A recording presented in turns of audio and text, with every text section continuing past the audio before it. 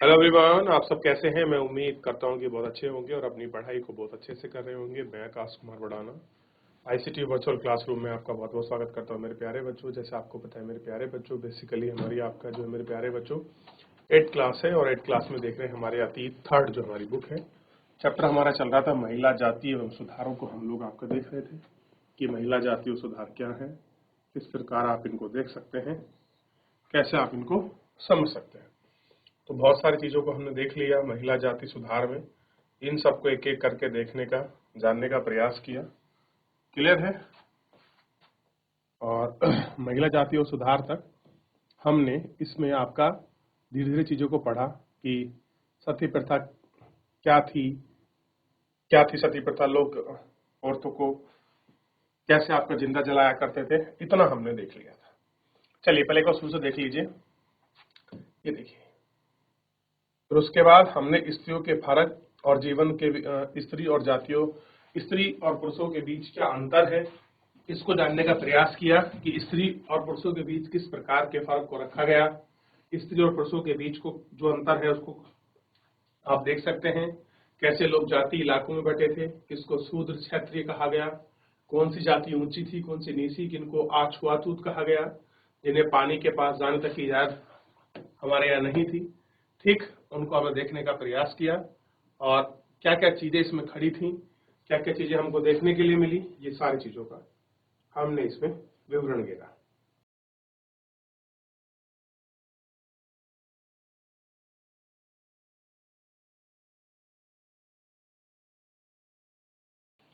चलिए आगे बढ़ते हैं और देखते हैं, शुरू करते हैं कैसे शुरू हुई ये कहानी। पूरी यहाँ तक हमने देखा राजा राम मोहन राय को, इतना हम लोग देख चुके थे। सबसे पहले एक स्रोत पढ़ते हैं, एक विवरण पढ़ते हैं। इस स्रोत और विवरण से हमें क्या जानकारी मिलती है इसको देखें। पहले हमें उन्हें लड़कियों में बांध देते हैं। राजा राम मोहन राय ने अपने विचारों का प्रसार करने के लिए बहुत सारे पर्चे लिखे। इनमें से कुछ पर्चे किसी खास रीति रिवाज के समर्थन और आलोचक के बीच बहस के रूप में लिखे थे। कोई रीति रिवाज है, उसके समर्थक में लिखी है कुछ चीजें, और कैसे उसकी आलोचना है उसके बीच को लिखा गया है। सती प्रथा के बारे में इसी तरह के उदाहरण देखेंगे।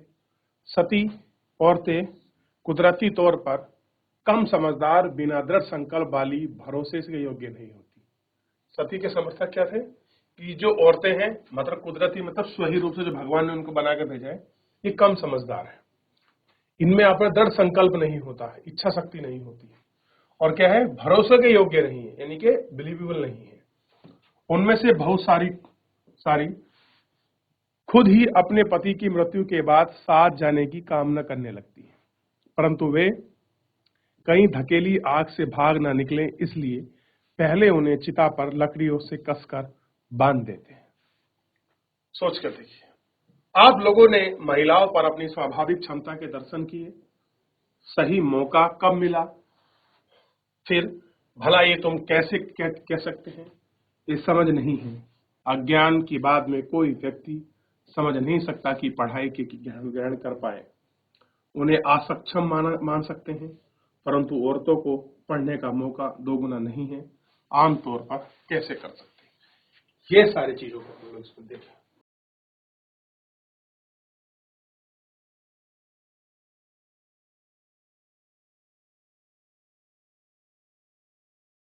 चलिए देख लिया, आगे बढ़े। उदाहरण के लिए प्रसिद्ध सुधारक ईश्वरचंद्र विद्यासागर ने भी विधवा पक्ष में प्राचीन ग्रंथों का हवाला दिया। अंग्रेजों ने यह उनका सुझाव मान लिया और 1856 में विधवा पुनर्विवाह के पक्ष में एक कानून पारित किया। विधवाओं को विवाह के विरोध करते थे, उन्हें विद्यासागर का भी विरोध किया, यहाँ तक कि उनका बहिष्कार कर दिया। 19वीं सदी के उत्तरार्ध तक विधवा विवाह के पक्ष में चलाए जा रहे आंदोलन देश के अन्य भागों में फैल गए। मद्रास प्रेसिडेंसी, तेलुगु भाषी इलाकों में सिरलिंगम पदुन ने विधवा विवाह के समर्थन में एक संघ बनाया। लगभग उसी समय बंबई में युवा बुद्धिजीवी और सुधारकों ने द्वारा भी विधवा विवाह के प्रसार के संकल्प किए और आर्य समाज की स्थापना करने लगे। दयानंद सरस्वती ने भी विधवा विवाह का समर्थन किया। उन्होंने कहा कि भैया विधवा विवाह जरूरी है। इसके बावजूद विधवा विवाह करने वाली महिलाओं की संख्या काफी कम थी और महिलाओं को समाज से आसानी से स्वीकार नहीं किया जा सकता। इस तरह रूढ़िवादी तबके नए कानून का विरोध कर रहे हैं। कैसे हैं? नए कानून का विरोध कर रहे थे। ठीक, अब देखिए, दयानंद ने 1875 में आर्य समाज की स्थापना की और आर्य समाज ने हिंदू धर्म को धर्म सुधारने का प्रयास किया। आप इसको देख सकते हैं, कैसे आर्य समाज बना, कैसे उन्होंने धर्म को सुधारा, क्या इच्छा थी, आप इसे देख सकते हैं। क्लियर है? तो आर्य समाज की स्थापना कब हुई? 1875 में। ठीक, क्या आर्य समाज ने आपके महिला पुनर्विवाह के बारे में बात करी? तो हाँ, क्योंकि स्वामी दयानंद सरस्वती महिला पुनर्विवाह के पक्ष में थे और आपका महिला शिक्षा के पक्ष में भी हो रहे हैं। आर्य समाज के संस्थापक हैं ये।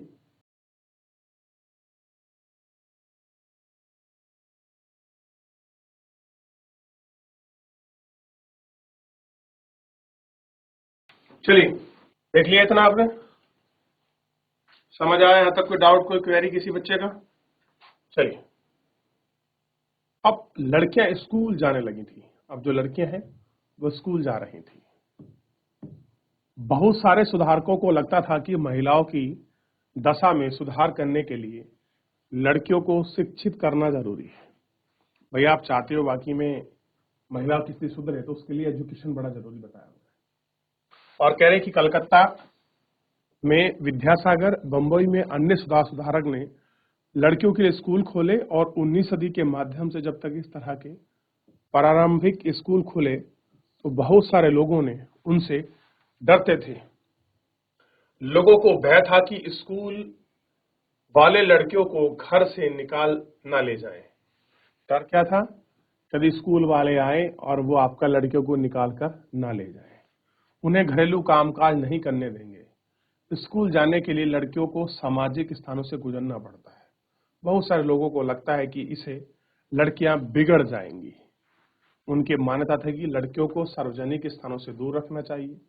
19वीं सदी में ज्यादातर महिलाओं को उनके उदार विचार वाले पिता पति को देखकर घर ही पढ़ाया जाता था। कई महिलाओं ने बिना किसी की मदद खुद ही पढ़ना लिखना सीख लिया। आपको याद होगा कि पिछले साल सामाजिक और राजनीतिक जीवन की पुस्तक में आप रास बिहारी सुंदरी के बारे में पढ़े। महिलाओं के उन्होंने रात को दिए के भां टिमटिमाती लो में चोरी चोरी छिपकर पढ़ना लिखना सीखा था। 19वीं सदी में आखिरकार में आर्य समाज द्वारा पंजाब और ज्योतिबा फुले द्वारा महाराष्ट्र में लड़कियों के लिए स्कूल खोले गए। कौन कौन आए? आर्य समाज आया पंजाब में, ऐसे ही महाराष्ट्र में एक समाज सुधारक आए जिनका नाम था ज्योतिबा फुले। उत्तर भारत में कुलीन समाज परिवार में अरब की कुरान शरीफ पढ़ने लगी और घर पर ही पढ़ाए जाने के लिए शिक्षिका रखी गई थी। स्थिति देखते हुए मुमताज अली ने खुद ही कुछ सुधारक को कुरानों की आयत का हवाला देकर कहा कि महिलाओं को भी शिक्षा का अधिकार मिलना चाहिए। 19वीं सदी की शुरुआत में ही उर्दू में उपन्यास का सिलसिला शुरू हुआ।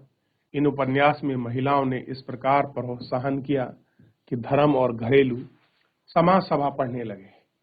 महिलाओं के बारे में और पढ़ेंगे। तो ये है ईश्वरचंद्र विद्यासागर। आप देख सकते हैं बड़ी महान शख्सियत थी। ईश्वरचंद्र विद्यासागर ने ही विधवा पुनर्विवाह के पक्ष में बड़ा काम किया है। महाराष्ट्र के अंदर, साउथ के अंदर भी गए, बड़ी इन्होंने लोगों की तीखी आलोचना सुनी, पर समाज में इनका रूप बदलने का प्रयास किया।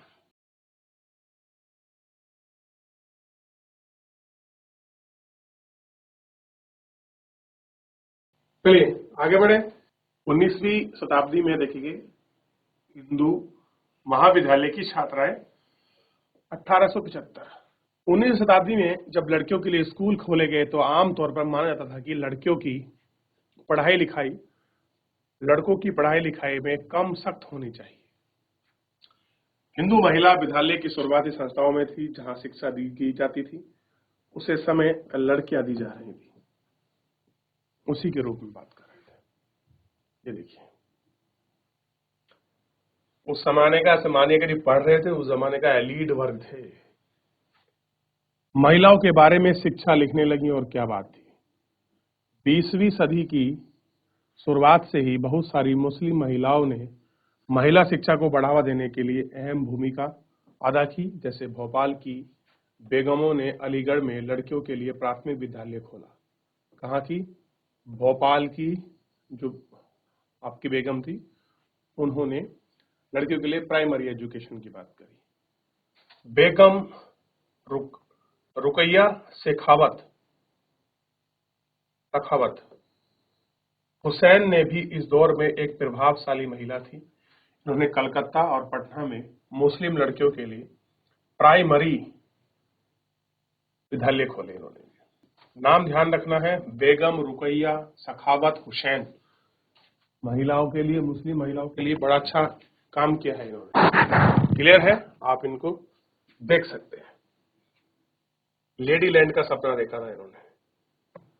अब आलोचक और भी का भी मानता कि प्रत्येक धर्म के नेताओं ने औरतों को नीचे के दर्जे में रखा है। 1880 के दशक आते आते भारतीय महिला विश्वविद्यालय में प्रवेश करने लगी। उनसे कुछ चिकित्सक और कुछ शिक्षिका बन गई। बहुत सारी महिलाओं ने लिखने लगी। समाज में स्थिरता आलोचना प्रकाशित की। घर पर ही रहकर शिक्षा का प्राप्त करने वाली ताराबाई शिंदे ने स्त्री पुरुष तुलना नामक एक किताब प्रकाशित की, जिसमें पुरुष और महिला की मौजूदगी में सामाजिक फर्क का उसने आलोचना की। क्या बुक लिखी आपकी ताराबाई शिंदे ने? देखिए, स्त्री पुरुष तुलना, महिला और पुरुषों के आपका मौजूदा सामाजिक फर्क की आलोचना इन्होंने की। क्लियर है? तो आप देख सकते हैं किस प्रकार बहुत सारी चीजें उन्होंने देखी, किस प्रकार की चीजें उनके साथ हुई, क्या क्या उन्होंने किया, कैसे कुछ हुआ, इसके बारे में लिखा हुआ है।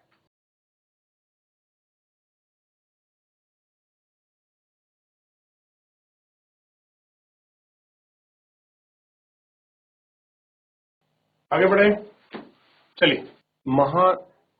संस्कृत की महान पंडित रामाबाई का मानना था कि हिंदू धर्म में महिलाओं का दमन करता है। ऊंची जाति के हिंदू महिलाओं की दुर्दशा पर एक किताब लिखी।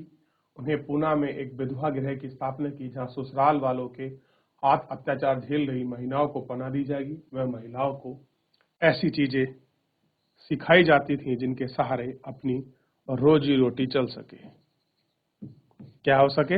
रोजी रोटी चल सके। जाहिर है कि इन सभी बातों से रूढ़िवादी खेमे के लोग काफी आग बबूला थे।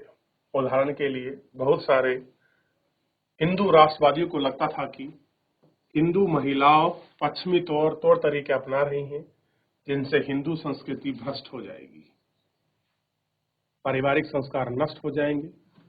रूढ़िवादी मुसलमान को भी इन बदलाव की नतीजों को लेकर चिंता थी कि भाई क्यों ऐसे हो रहा है, क्यों चीजें होंगी, दिक्कत ना है। जैसा आप देख सकते हैं कि 19वीं सदी के आखिर तक खुद ही महिला सुधार बढ़ चढ़कर आपका प्रयास करने लगी कि उन्हें वह किताबें लिखने लगी, पत्रिका निकालने लगी, स्कूल और वहाँ प्रशिक्षण आदि में महिला संगठन में 20वीं सदी की शुरुआत तक ही महिलाओं को मताधिकार, बेहतर स्वास्थ्य सुविधा, चिकित्सा के बारे में कानून बनाने के लिए राजनीतिक दबाव समूह बनने लगे। और उनमें से कुछ महिलाओं ने 1820 के दशक के बाद विभिन्न प्रकार के राष्ट्रवादी समाजवादी आंदोलन का हिस्सा भी लिखा। कैसे लिखा उन्होंने? राष्ट्रवादी आंदोलन जो थे उनको लिख भी दिया। क्लियर है? और देख लिया कि किस तरीके थे। तो ये थी पंडित रामाबाई। एक विद्वान थी और महिला शिक्षा को लेकर बड़ी अच्छी बात करती थी। संस्कृत की विद्वान हुई। देखिए, एक जमाने में महिलाओं को शिक्षा को लेकर बड़ा सामाजिक रूढ़िवादिता हमारे समाज में बनी हुई थी, लेकिन हमारे बहुत सारी समाज सुधारिका जो महिलाएं हुई हैं, कुछ पुरुषों ने बड़ा योगदान देकर महिलाओं की स्थिति को सुधार करने या नॉर्मल करने का प्रयास किया है। क्लियर है? तो चलिए, फिलहाल आज के इस लेक्चर में इतना ही। मिलेंगे नेक्स्ट लेक्चर में बाकी महिलाओं की स्थिति सुधार के बारे में। नेक्स्ट लेक्चर को अच्छे से कंटिन्यू करेंगे। फिलहाल आज के लिए इतना ही, धन्यवाद।